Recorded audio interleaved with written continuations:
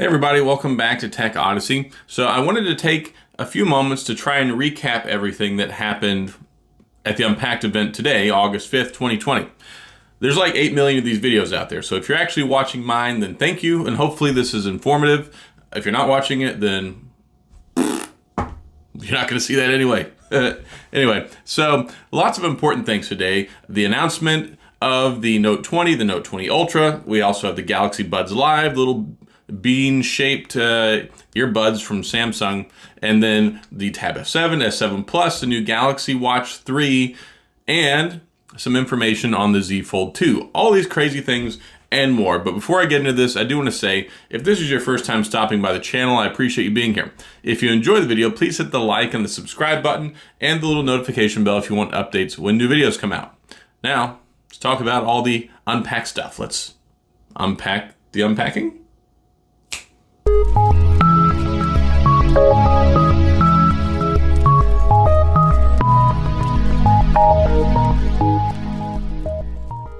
All right, so many things going on right now with the Unpacked event.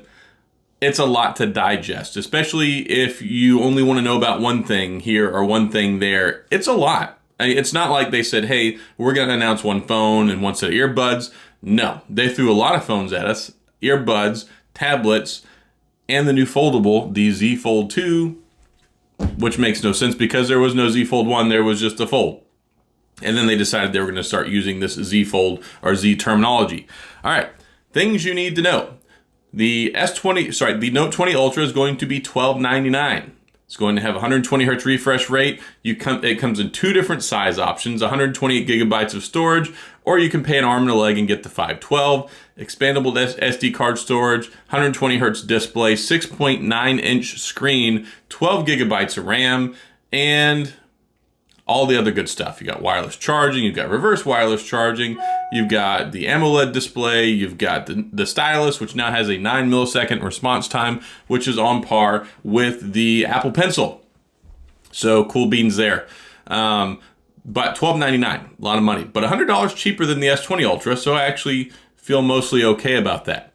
When it comes to the Note 20, oh boy, $999. The phone has a plastic back. It has a 6.7 inch screen with a 60 hertz refresh rate, only 128 gigabytes of storage, no other options. There's no expandable SD card storage, 60 hertz 1080p display. All the S20s had the 120 hertz refresh rate, and here we are charging $1,000 for the Note 20, which they purposely dumbed it down. I guess maybe to try and convince you that you have to have the Ultra version so you can get the best version. And it has 30 times zoom instead of the 50 times zoom, but whatever. Either way, $999 for a plastic back phone, 1080p display, 60 hertz refresh rate, no expandable storage. I just don't see it. Whatever, if you like it. They even have it in a different color. So the color options are as follows. We have Mystic Black, which, what is Mystic Black anyway? Black is black. I mean, what is Mystic? I don't know. I think it has something to do with the kind of like a frosted touch maybe to it or something. But Mystic Black, Mystic White, Mystic Bronze. Mystic Bronze looks really cool. On the Note 20 though, they have another color, Mystic Green, which I actually think looks pretty good. Why that wasn't on the Ultra, I don't know. I guess they feel like throwing you a bone if you're going to pay $1,000 for their subpar overpriced phone. But both of the phones are running the Snapdragon 865 Plus. It is about a 10% performance increase over the Snapdragon 865 that's in the S20 series, and about a 30% performance increase over last year's 855. That's all the spec information for you.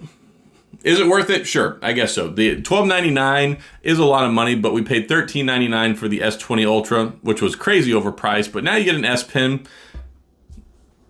And the 120 hertz, I think, kind of works if it's in Quad HD Plus instead of just limiting it to 1080p all the time. So there you have that. The Note 20, I think, is totally not worth it. Do not buy that phone or I will never be your friend. And we can't talk anymore and you can't watch my videos. When it comes to the Galaxy Buds Live, the people say they look like kidney beans, they look like beans, senzu beans. There's so many different bean comparisons that they talk about. All I really care about is, do they work? And I'm probably going to end up getting a pair of them just so I can test them out, because I do like to review earbuds. I do like to be able to say, hey, these are good, these aren't good. I like audio stuff, so it's audio stuff. I might pick those up. They're $169. And I think you can go ahead and order those now or tomorrow or something like that. But yeah, they look unconventional as all get out, which, I mean, is whatever. That's Samsung's prerogative. They want to stand out. I mean, people make fun of the AirPods. People make fun of the AirPods Pros with the stems on them. People make fun of everything. But here's the thing. People like what they like. And at the end of the day, if it works, then hey, it works. I'm cool with that. And I'm also happy if there's something that's out there that's an alternative to AirPods, because they don't sound as good as they cost. When it comes to the tablets, this is one of the ones I'm actually really interested in. I love the tablet stuff. I made a video about the S7, the S7 Plus. Kind of the same thing as the Notes. Snapdragon 865 Plus. You're looking at 6 gigabytes of RAM though. I don't get that. How do you have such a large tablet and you only put 6 gigabytes of RAM in there when the phones have like 8 and 12? I don't get it. I mean, normally when you get smaller stuff, you have less, but when Samsung gives you more, they give you less. So I don't know. The S7 is going to have an LCD screen. The S7 Plus is going to have the AMOLED. Yeah, they're going to work great. They're really good upgrades, I think. I don't like the LCD screen on the S7. I wouldn't personally buy that. I'm going to stick with my Tab S6. I may be convinced to get the S7 Plus just because that 12.4 inch screen, it looks real nice. I'm not going to lie, it does. And 120 hertz refresh rate, I'm a sucker for the refresh rate. But for the normal person, stick with your S6. If you have an S5 or earlier tablet, go ahead and upgrade. But if you got an S6 already, I don't really see it. They are talking about like $649, I think, for the S7, which is on par with the S6, which is pretty darn good. And then it looked like it was going to be about $800, $850 to get your foot in the door with the Tab S7. Let me just go ahead and confirm this. So I can only remember so much at one point in time to tell y'all. So let me look at this real quick just to make sure. All right, so Tab S7, S7 Plus. Yes. So prices on those, $649 and $849. All right, I remembered it correctly. So yeah, I think that's probably pretty fair, especially whenever they're trying to compare themselves and put themselves up against the iPads. I think they do a good job.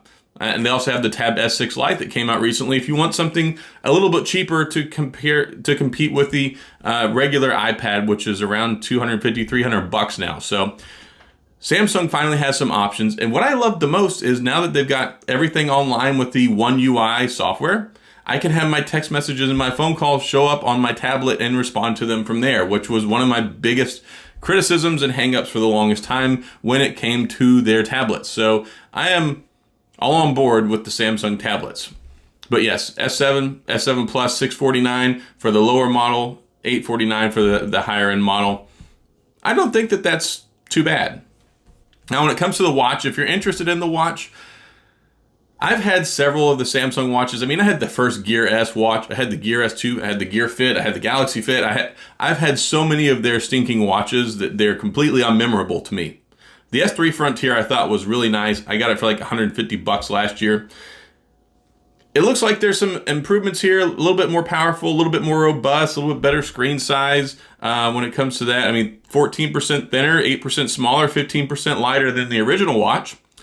So there's that, and they're supposed to have the most robust, app ecosphere for the Android watches, which that's not hard to beat. I don't really listen to any of the metrics. All I know is it's a new Samsung watch. It's come out. If you like the Samsung watches, this is their best one yet, and you'll probably like it.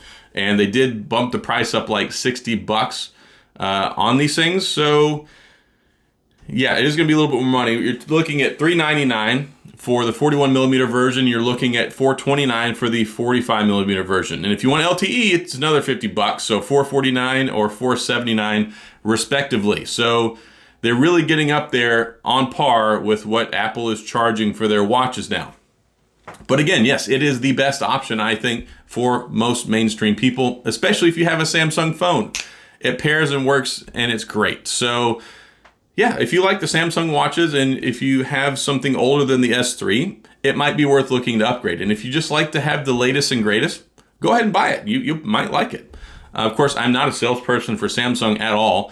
And if you look at my Twitter, it's going to be a miracle if they ever send me anything ever to review.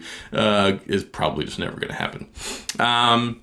Yeah, so we've covered the watch, we've covered the phones. Now the cameras do look like they have some pretty substantial updates on them. On the back, so Note 20, we have a 12 megapixel, then the 108 megapixel wide, and the 12 megapixel telephoto. I'm sorry, that's the Ultra. The Ultra has the 108, the Note 20 has the 64 megapixel, but then you've got the 12 megapixel wide and ultra wide. So Samsung likes to deal in 12 megapixel cameras, and I made kind of a joke about this with the Note 10 Lite before, saying they should have called it the Note 12 because all three of the cameras were 12 megapixels. So they have fantastic selfie cameras too. I really like what Samsung does. I'm shooting this with a Samsung phone right now. If it comes off as negative, I mean, shoot, where's my wallet? It's inside. I've got a Z Flip. I just ordered the Z Flip 5G. I'm shooting this with the S20 Ultra. I like Samsung products. And by and large, I think that this was a relatively successful update cycle on the new phones coming out, with the exception of the Note 20, which I think is completely out in left field. I don't know what those guys were thinking at all. If you're interested in the Z Fold 2, it's supposed to get some more information that comes out around September the 1st. Bigger screen on the outside, bigger screen on the inside.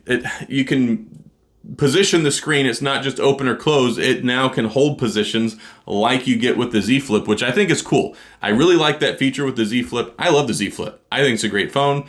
So much so that I just bought this one, even though I had the other one. I'm going to sell it, whatever, another story. However, yeah, I like that it can hold those different positions. That means you can use it for things. You can set it down, you can prop it up, you can have the screen up over here, you can have the screen over here. There are some substantial improvements. I'm sure that it's going to be really nice, and I'm sure it's going to be really expensive. And that's probably why they want people to go ahead and buy stuff right now, go ahead and pre-order it, moving into the Z Fold 2 at the beginning of September, because it's probably going to be expensive. I mean, the last one's like $1980. So my guess is it's going to be more expensive, probably around $2,100 maybe. I don't know. We'll have to find out and see. But it ain't going to be cheap. But people are really intrigued by it, so I'm sure it's going to sell just fine. I am not going to lose any sleep at night knowing that Samsung is selling this phone for $2,000 because people will buy it. It's just, I mean, it's cool. It is what it is. I have the Fold. I like the original one. Yes, you can go ahead and order the S20, S20 Ultra now. Max trade-in value you can get is $650, which irks me a little bit because the S20 Ultra or the S20 or the S10, I think they give you $650 for any of those, the Note 10. If you have Note 10 or newer, $650. I just paid $13.99 for the S20 Ultra like 4 months ago, so it kind of irks me that they're only offering $650 for it. I am not trading in my S20 Ultra. It's not going to happen. I'm going to hang on to this, continue to shoot video with it. I don't think there's enough substantial upgrade from the S20 for me to get the Note 20. And if you have an S20 phone, unless you're just dying to get the stylus in your hands, I don't really recommend that you upgrade to it either. If you've got a Note 10, you'll probably still even be happy with that. It's still got the Snapdragon 855, solid phone, but these new ones, they got the 5G, they got the better response times on the stylus with less lag, they've got better cameras than last year. There's a lot of nice stuff. I don't feel like there's really been a disservice this go around with the Note 20, especially the Ultra, but what irks me is just the pricing on the Note 20. If that phone were $750, I think it would be a stellar deal for a lot of people, but at $999, I just can't sign off on it. But there you go. If you want some more information, check out the Samsung website. You can pre-order or order some of this stuff now and get whatever it is that you want that your little Samsung heart desires. But that's my recap on the Unpacked event today. Hopefully this was more entertaining because the Unpacked event was abysmally terrible. It was like watching like an advert or a home shopping network video from like the 90s. It's so bad. If you want some cringe laughing, go back and watch it. But anyway, that's all I've got. Hopefully this has been helpful. Hopefully it's been entertaining and given you the information that you need to make some decisions on some Samsung products and saved you 2 hours, hour and a half of watching their terrible video.